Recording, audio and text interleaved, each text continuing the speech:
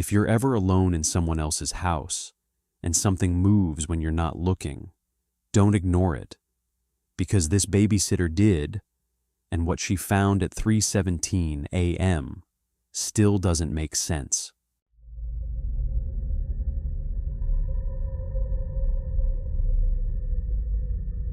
The first night, she thought it was nothing, just a trick of the light or maybe her own tired eyes.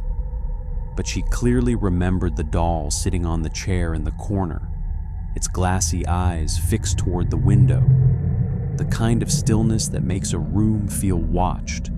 And when she came back from checking on the child, it was facing the door instead, like it had been watching her leave and waiting for her to return.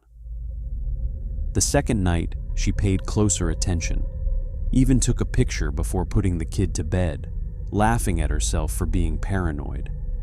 But the house felt different this time, quieter than it should be, like the walls were holding their breath. And when her phone buzzed at exactly 3:17 a.m. and she looked up, the doll was no longer in the corner. It was on the floor, a few feet closer, its tiny porcelain hands angled as if it had caught itself mid-step, like it hadn't expected to be seen. Her chest tightened then, that quiet, creeping feeling that something was wrong in a way she couldn't explain. The kind of fear that doesn't come from noise, but from silence. So on the third night, she stayed awake, eyes locked on the clock as it ticked toward 3:17, every second louder than the last. The house completely silent except for the faint hum of electricity and something else she couldn't quite place. And the moment the numbers changed, she didn't look at the doll. She listened, holding her breath, and that's when she heard it. A soft, deliberate sound, like ceramic brushing against wood, slow and careful, followed by the faintest tap. Then another, like something testing the ground before taking the next step.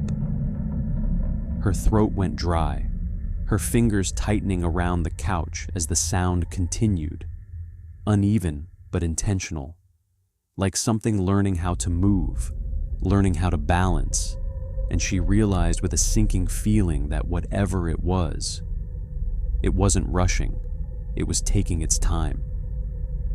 She forced herself to turn her head inch by inch toward the corner, every movement heavy, like her body didn't want to see what her mind already knew. And when her eyes finally reached the chair, it was empty, completely empty, the cushion slightly indented as if something had just been there seconds ago.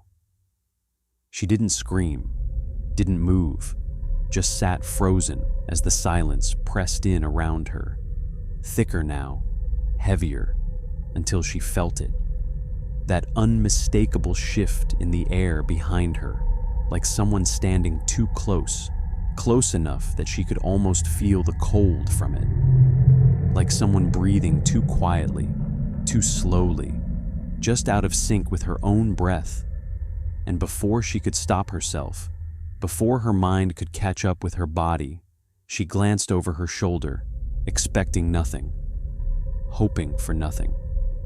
But there it was, impossibly close, the doll standing upright, its head tilted slightly, its glassy eyes no longer empty but focused, its painted lips parted just enough to make it look like it was trying to speak, or maybe smile, as if it finally reached where it needed to be.